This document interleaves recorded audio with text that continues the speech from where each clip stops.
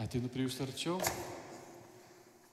Tikriausiai kiekvienas pamokslininkas nori pasakyti, kaip ta Valentino diena, kuri būna švenčiama, švenčiam kitaip, tai pasakyti pamokslą kitaip.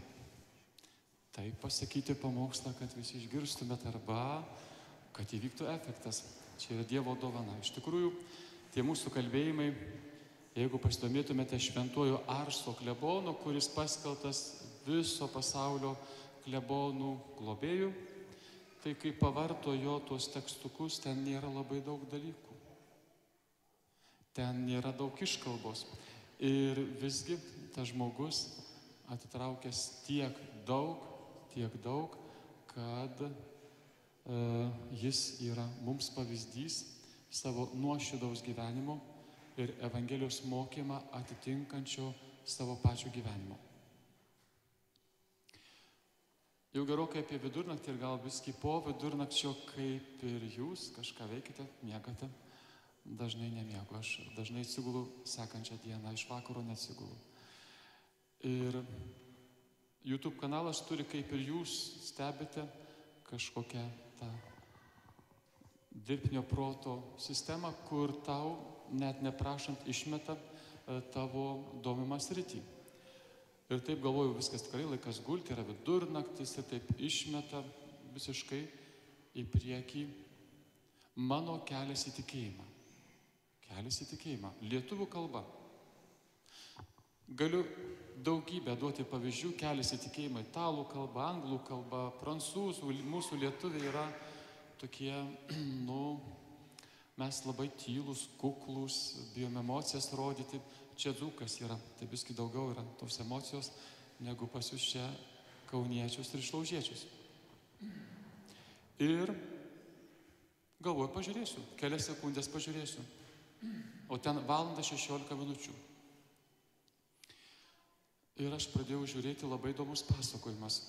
Tai yra tikrai nuostabaus žmogaus, yra mitybos, fitneso ir vadybos ekspertas. Jam šią dieną yra truputėlį virš 40 metų. Tai yra Vadimas Zyzas. Nesu matęs, girdėjęs, nes ne mano domėjimosi sritis, tą, kai jisai kūrė ir jums pristačiau prieš mišias, kokį pasiekėjai gerokai virš 50 000 prenumeratorių vien tik YouTube kanale, kai mes turime 4300 virš. Taigi mūsų daug mažiau, daugiau negu 10 kartų. Ir jis sako, mėlyjei, turėjau 2 močiutes. Viena močiutė buvo kaip Onutė mūsų seniūnienė. Vaikeli, tau laikas pirmos komunijos, tau laikas eiti dabar iš pažinties, dabar tu turi tą programą vykdyti. Ir jis sako, išpildžiau visas močiutės programas, gavau tą tokį, nežinau, iš miltų. Paplotėlį. Ir vaikas priėjo tikrai puikiai pirmos komunijos, iš pažinties ir daugybę kitų praktikų reikėtų matyti, kaip jisai įspūdingai pasakoja ir mane labai suintrigavo, nes tikrai kalba apie mūsų katalikų veidą. Nuogą katalikų veidą. Bet sako, aš turėjau ir kitą močiutę, link Aukštaitijos ten kažkur. O kai pas ją nuvažiuoju, ta močiutė man daugybę kartų, skaičiavo, kiek kartų per dieną savaitę pasakydavo. Anūkėlį. Visa religija sugalvota tam, kad masės valdyti ir iš jų pinigus paimti. Tai yra protingų išmislas ta religija. Žinot, sako, ta močiutė išnekėjo. Ir galiausiai Zyzas tikriausiai sekė antrąją močiutę. Ir kelias, kaip aš atradau tikėjimą. Jam 40 metų. 2 knygos Vagos leidykloje parašytos nuostabios knygos, kaip jums valdyti savo gyvenimus, kaip jūsų gyvenimai neturi būti kaip skrusdėlės, esate kiekvienas brangus ir kaip asmenybė turite laisvę pasirinkti viską nuo šalies iki gyvenimo. Taip jis įrašo savo knygose. Ir galvoju, prie ko tu privesi? Vedė labai daug dalykų, naudodamas tokių žodžių, kurių nereikėtų girdėti iki 14 metų. Ten, pavyzdžiui, žodžiai, sako, matau Amerikoje, kad tikrai tarp kojų yra, sako, bet jis sako, kad aš moteris. Sako, berniukų yra gimnazijų mokyklų, kur berniukų tualetuose deda moteriškus tamponus. Sako, kur kišti, į nosį ar ten? Daugiau nesakysiu, nes tai ne mano sritis, bet jisai puikiai kalba, gal, o Dieve, kaip jisai gerai kalba. Reikėtų vadimą duoti mūsų jaunimui, sutvirtimo sakramentui, jisai taip pakalbėtų, kad nei vienas kunigas taip nepakalbės. Viskas tiek aišku ir viskas taip aišku. Ir jisai gyvena gyvenimą kaip ir jūs. Mato gėjų paradus, mato valstybių postumius, mato finansavimus ir kitus dalykus. Ir sako, mes iš Ispanijos važiuojame su žmona namo, manau, į Lietuvą. Tai gerokai virš 1000 yra kilometrų ir jo kelionė mašina. Sako, noriu pakalbėti vieną temą su tavim savo mieloji žmona. Ir jie kalbasi toje kelionėje iš Ispanijos. Sako, tu pažiūrėk, kas tam pasaulyje dedasi. Tu pažiūrėk, kokie yra dalykai, sako. Niekaip negaliu suprasti. Ir jisai vardė visus šituos mokymus. Vadovėliuose Amerikoje yra rodo vaikams. Greičiausiai nuo 14 metų oralinio sekso pratybos. Sako, niekaip nesuprantu, žmona. Kaip tai gali būti? Visų pirma, sako, ne jie mokyti ir ne tokius vaikus mokyti, o piešinukai jisai parodo. Berniukas berniukui. Ir ne berniukas berniukui tai atlieka. Ir jie kalbasi su žmona ir jie fiksuoja visą šio pasaulio eigą iki tam tikrų dalykų. Bet sako, miela žmona, tu pasižiūrėk, kai vyksta paradai. Bet tengi ne žmonės. Jie arklio galvą užsideda, gaidžio galvą užsideda, ragus užsideda. Ir sako, mes taip kalbam tą kelionę. Ir sako, man nušvitimas. Aš, sako, mėlieji, iš savo šito gyvenimo bedievis buvau beveik visą laiką. Net buvau ateistas. Bet sako, ar tu, žmona, nematai, kad šičia yra pasaulis ir Dievas specialiai leido pamatyti. Mėlieji, pažiūrėkit, kaip atrodo pasaulis be Dievo. Sako, mudu gyvenam pasaulį be Dievo. Čia yra pasaulio veidas be Dievo.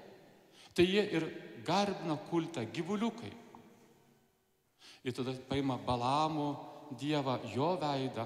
Iš tikrųjų, šitie paradai tai yra kultas, ne šiaip savo. Sako, aš turiu puikiausių draugų gėjų, kurie didžiausia pagarba ir jie gėdėjasi šito kulto. Tai yra pasaulinis kultas, atmerkite akis. Tai nėra gynimas žmogaus orientacijos. Tai yra kultas. Ir šis kultas nori valdyti jūsų mokyklas, vaikus ir visą, kas yra pasaulyje. Šventė Kaunas savo jubiliejų, kuo baigėsi centrinis pasirodymas žvėrio pagarbinimu. Mes irgi jau turime žvėrio pagarbinimą. Mėlieji, ir šitą zyzą suaugusiems ir jūsų paaugliams rekomenduočiau pažiūrėti.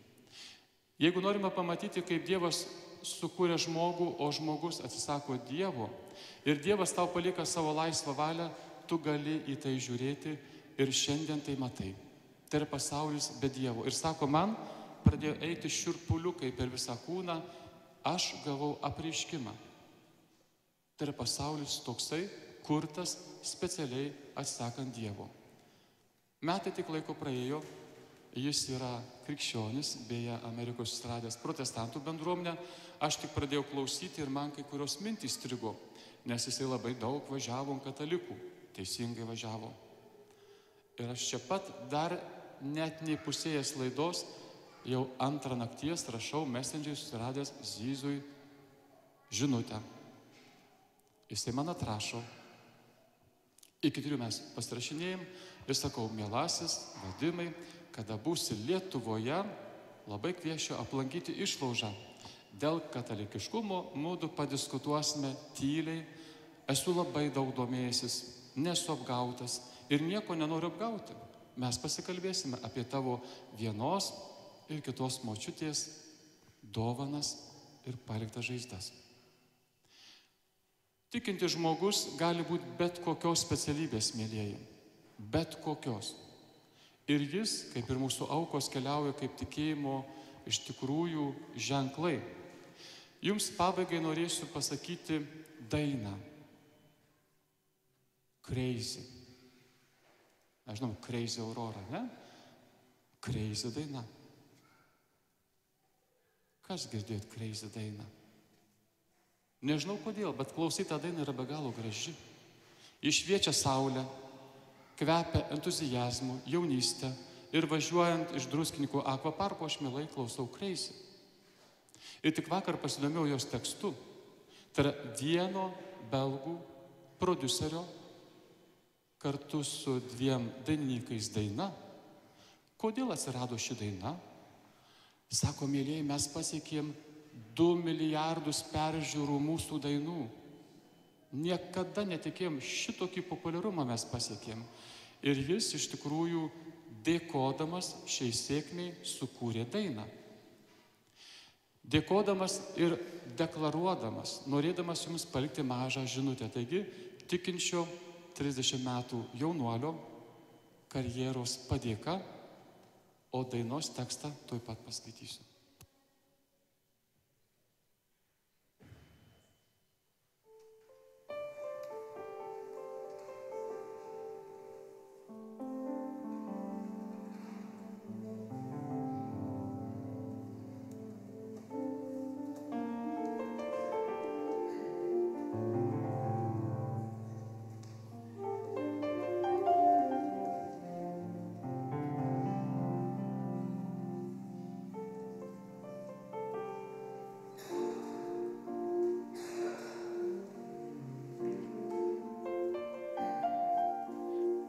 Belgų didžėjus Felix de Lit, save dar vadina Lost Frequencies, tai būtų žemi dažniai. 30 metų jam kartu su olandų duetu pasiekė milijardo dainų perklausas. Ir šią sėkmę jisai nori dedikuoti šią dainą ir kartu siųsti kaip pozityvę žinutę visiems. O viešpatie, išgirs, kaip aš paverčiu šiuos žodžius giesme, kad jie galėtų dainuoti kartu su manimi ir tada, kai manęs nebebus. O viešpatie, leisk man būti tuo, kuris juos išlaisvins žmonės. Aš atiduosiu jiems visą save, po dalį. Padėk mano širdį viešpatie ten, kur visi gali matyti. Jie galės mane vadinti kaip tik norės, vadinti mane bepročiu. Galite vadinti mane kuo tik norite, bet tai manęs nepakeis. Man tiesiog nerūpi, ką sako pasaulis, o viešpatie, tai daug sunkiau aš matau, nei anksčiau maniau. Bet aš jiems atiduosiu viską, ką turiu. Vieną dieną aš įrodysiu, kad jie klysta, o viešpatie, leisk man būti tuo, kuris juos išlaisvina. Aš atiduosiu jiems visą save. Padėk mano širdį ten, kur visi ją galės matyti. Ir mane galite vadinti kaip norite, bet tai manęs nepakeis. Man tiesiog nerūpi, ką sako pasaulis. Aš tai padarysiu viešpatie, o jūs mane vadinkite kaip norite.